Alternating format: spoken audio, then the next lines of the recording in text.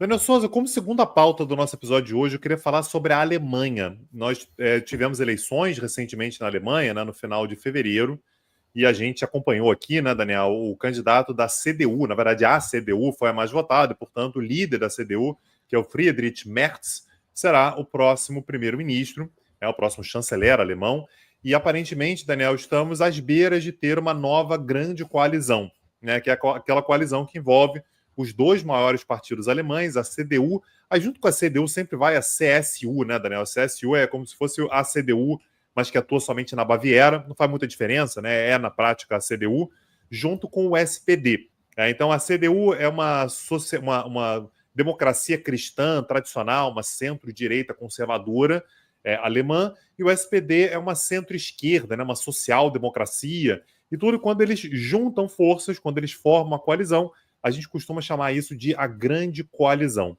E antes de uma coalizão como essa parar de pé, Daniel, você tem como se fosse realmente um contrato, né? Isso vários países não fazem, né? Na prática, você vai pegar um catadão ali de partidos e tudo, e você meio que confia que a coisa vai funcionar, faz uma negociação, distribui os cargos e segue a vida. Na Alemanha, normalmente, quando você tem uma coalizão como essa, você tem de fato um documento que é formulado, quais são as diretrizes, o que é que a gente espera, o que é que a gente quer, e a expectativa é que os dois partidos, né, enfim, o cerne dessa coalizão, a CDU e o SPD, consigam ter um acordo de coalizão muito em breve, nas próximas semanas, porque o objetivo é que o novo governo comece a funcionar um pouco depois da Páscoa, no dia 23 de abril. E aí, Daniel, hoje vazou um documento, né, uma parte desse documento está sendo formulado, né, acerca de como que essa coalizão vencedora, como é que essa coalizão que vai assumir o poder, pretende ver principalmente ao cenário europeu. E o documento, Daniel, mostra que o futuro governo pretende ser muito menos tolerante com atos e discursos mais radicalizados na União Europeia e agir de forma mais intensa em defesa da integração europeia, Daniel, da União Europeia. A gente sabe, Daniel, que, aliás, o documento não tocou no nome do Orbán, né, o Viktor Orbán, o líder húngaro, mas basicamente, Daniel, o que está na cabeça de todo mundo é que, olha, essa parte aqui ela foi direcionada a Viktor Orbán. Existe uma perspectiva, Daniel, que é abraçada pela SPD, que é importante lembrar, é o atual governo, né, está de saída, mas é o atual governo, com Olaf Scholz, e nesse ponto há uma concordância de 100% do Friedrich Merz, que será o próximo primeiro-ministro, de que não dá para deixar o Orbán continuar travando a União Europeia, continuar violando uma série de princípios que são praticamente consensuais na União Europeia. Então, recentemente, por exemplo, isso gerou muita repercussão na Alemanha. O Orbán, por exemplo, patrocinou uma medida no parlamento húngaro para proibir a versão local, a versão húngara da Parada do Orgulho LGBT. Isso incomodou profundamente a Alemanha, aliás, vários outros países da União Europeia. Ele também votou contra aquelas medidas de rearmamento de países europeus. A Europa está preocupada com isso, né, Daniel? Poxa, tem os Estados Unidos meio que dando a entender que não vão proteger mais a Alemanha. Aliás, dando a entender, não, falando com todas as letras, que não vão proteger mais a Europa e tudo.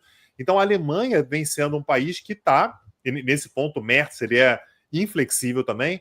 A União Europeia precisa se armar mais, precisa aumentar os gastos militares.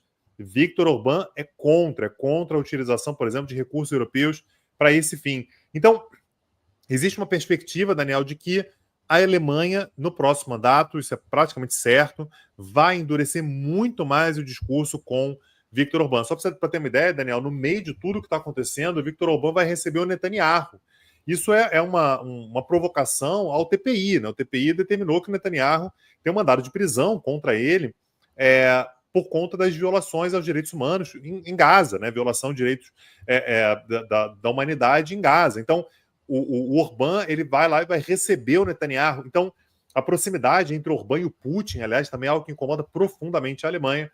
Então, a gente espera, Daniel, no próximo governo alemão, liderado por Friedrich Merz, tendo a SPD do seu lado, né, a chamada Grande Coalizão Alemã, tende a ter uma postura muito mais dura, muito mais inflexível com relação a Viktor Orbán, por entender que, olha, ele fica agindo aí nas margens, não, mas é legítimo e tudo, mas na prática o seu objetivo é torpedear e enfraquecer a União Europeia, e a Alemanha entende a União Europeia como um grande projeto de segurança, um grande projeto econômico, e a Alemanha não pode deixar a União Europeia ser enfraquecida por conta da vontade de um líder autocrático, né? A gente tem que colocar nesses termos um líder autocrático como Viktor Orbán.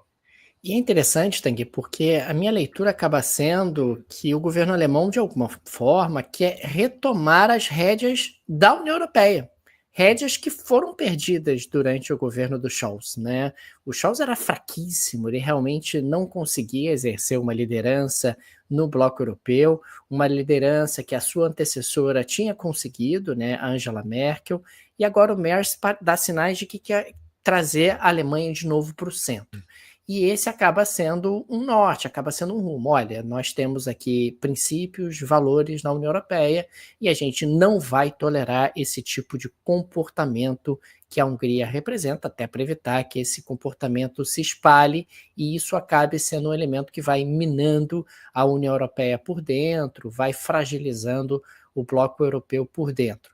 A Alemanha enxerga na União Europeia também um escape para sua retomada do crescimento econômico. Claro, boa parte das exportações alemãs acabam indo para países da própria União Europeia. É importante ter uma União Europeia coesa, funcional, para que a Alemanha esteja ainda mais fortalecida e possa entrar em um cenário de recuperação.